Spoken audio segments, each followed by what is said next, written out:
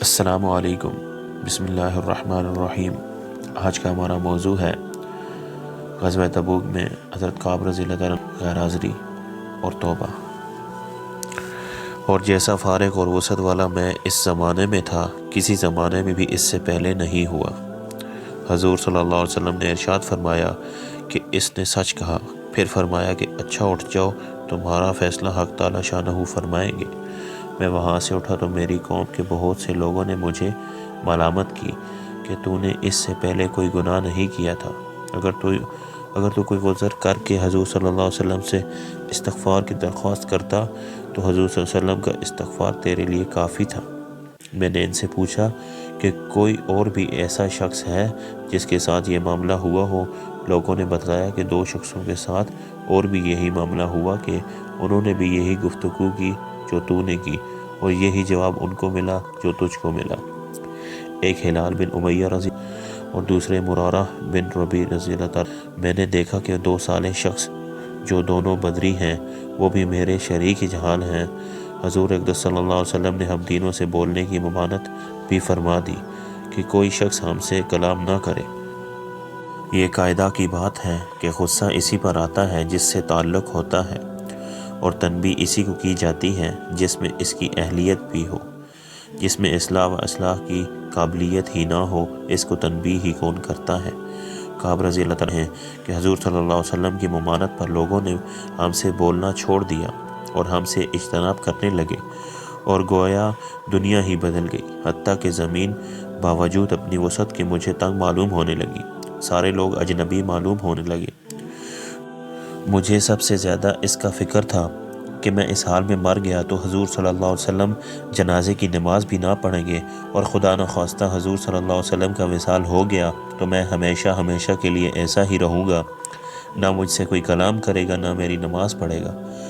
حضور صلی اللہ علیہ وسلم کے ارشاد کے خلاف کون کر سکتا ہے؟ غرض ہم لوگوں نے 50 دن اسی حال میں گزارے۔ میرے دونوں ساتھی تو شروع ہی سے گھروں میں چھپ کر بیٹھ گئے تھے، میں سب میں قوی تھا، چلتا پھرتا، بازار میں جاتا، نماز میں شریک ہوتا، مگر مجھ سے بات کوئی نہ کرتا۔ حضور صلی اللہ علیہ وسلم کی مجلس میں حاضر ہو کر سلام کرتا اور بہت غور سے خیال کرتا کہ حضور صلی اللہ علیہ وسلم کے لب مبارک جواب کے لیے ہلے یا نہیں۔ نماز کے بعد حضور صلی اللہ علیہ وسلم کے قریب ہی کھڑے ہو کر نماز پوری کرتا اور آنکھ چرا کر دیکھتا کہ حضور صلی اللہ علیہ وسلم مجھے دیکھتے بھی ہیں یا نہیں۔ جب میں نماز میں مشغول ہوتا تو حضور صلی اللہ علیہ وسلم مجھے دیکھتے، اور جب میں ادھر متوجہ ہوتا تو حضور صلی اللہ علیہ وسلم منہ پھیر لیتے اور میری جانب سے اعراض فرما لیتے۔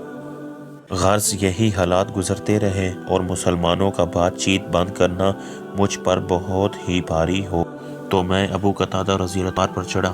وہ رشتے کے چچا زاد بھائی بھی تھے اور مجھ سے تعلقات بھی بہت ہی زیادہ تھے۔ میں نے اوپر چڑھ کر سلام کیا، انہوں نے سلام کا جواب نہ دیا۔ میں نے ان کو قسم دے کر پوچھا کہ کیا تمہیں معلوم نہیں کہ مجھے اللہ اور اس کے رسول صلی اللہ علیہ وسلم سے محبت ہے؟ انہوں نے اس کا بھی جواب نہ دیا۔ میں نے دوبارہ قسم دی، انہوں نے دریافت کیا، وہ پھر بھی چپ ہی رہے۔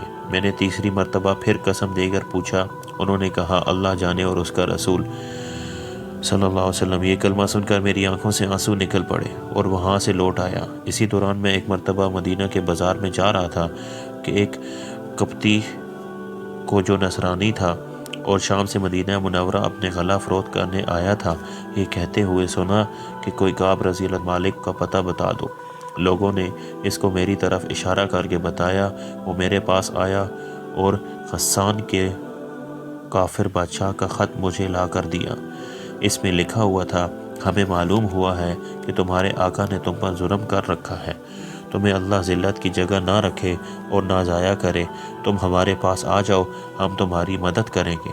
دنیا کا قاعدہ ہوتا ہے کہ کسی بڑے کی طرف سے اگر کوئی چھوٹوں کو تنبیہ ہوتی ہے تو ان کو بہکانے والے اور زیادہ کھولنے کی کوشش کیا کرتے ہیں اور خیر خواہ بن کر اس قسم کے الفاظ سے اشتعال دلایا ہی کرتے ہیں۔